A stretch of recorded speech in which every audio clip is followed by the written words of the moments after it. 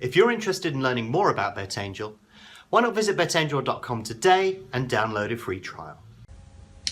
So I've got some general trading advice for you at this time of year. We're now in November, heading fast towards December and winter, and cold weather and dark nights and all of those things that we do not like. I can't tell you what a shock it was to come back to that, having just been over to California, but that's another story. But it's important how it affects, if you're trading on racing, how this affects what you do, because the first thing obviously is that because the clocks have changed and it gets dark early, the racing starts earlier in the day. And I find that personally a complete pain, because that means that I have to bring lunch to work and I'm distracted for that particular period, and I'm trying to cram as much as I can in the morning. I can't go to the gym, I have to go in the evening, but then it's dark, and it gets a little bit frustrating. And also you tend to find the markets a little bit thinner. Jumps racing is a little bit thinner than flat racing. There's less prize money, less horses, and just generally a little bit less interest. And when you look at the flat, it's on the all-weather, so the quality takes a drop there as well.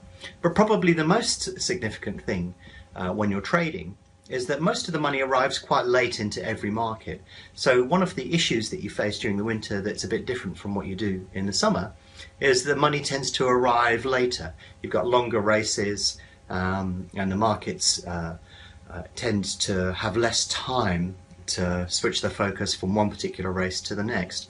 And if you have a load of racing going off on one day all over longer distances, then you may find that races begin to clash. And when races clash, that makes trading a lot harder basically at this time of year. Yeah, and you have less time on the market. So you're going for this fantastic swing in the summer and you've got 7 or 8 minutes to do a fantastic trade that earns you lots of money.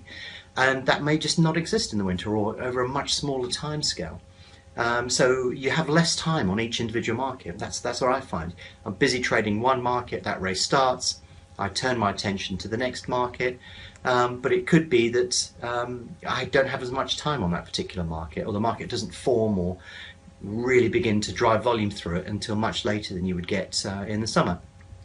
And there really is not an awful lot that you can do about it. My advice to you is to set your expectations a bit lower. If you are earning X amount in the summer, you're not going to earn that amount in the winter. It's unlikely to do that. Don't fall into the trap of setting yourself a target of say X hundred a day or whatever you want. It may not be that much, it may be less than that, and then try and strive to reach that, because what will happen is you'll make a mistake. You'll try and force money out of the market that probably doesn't exist. So my attitude in the winter is just to go, well, you know what, I'm just going to earn less in the winter. And that's why I work so hard during the summer, because in the summer I can earn probably 3 or 4 times as much as I can in the winter. So when I sit down on a winter's day, I'm not expecting to bust the bank and make enormous trades and do huge amounts of volume and make a lot of money.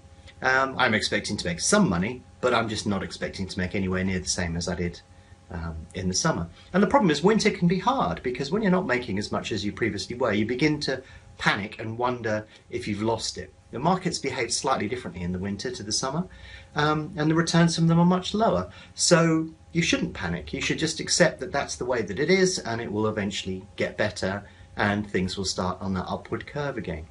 But the winter markets are very different from the summer markets, and you have to accept that, and that is part of trading. But what you may want to do is start exploring other markets as well with the spare time that you have, because tomorrow I think we start at 11:40, 11:50 or something like that, and we finish at about 3:40, 3:50. So it's a very short day.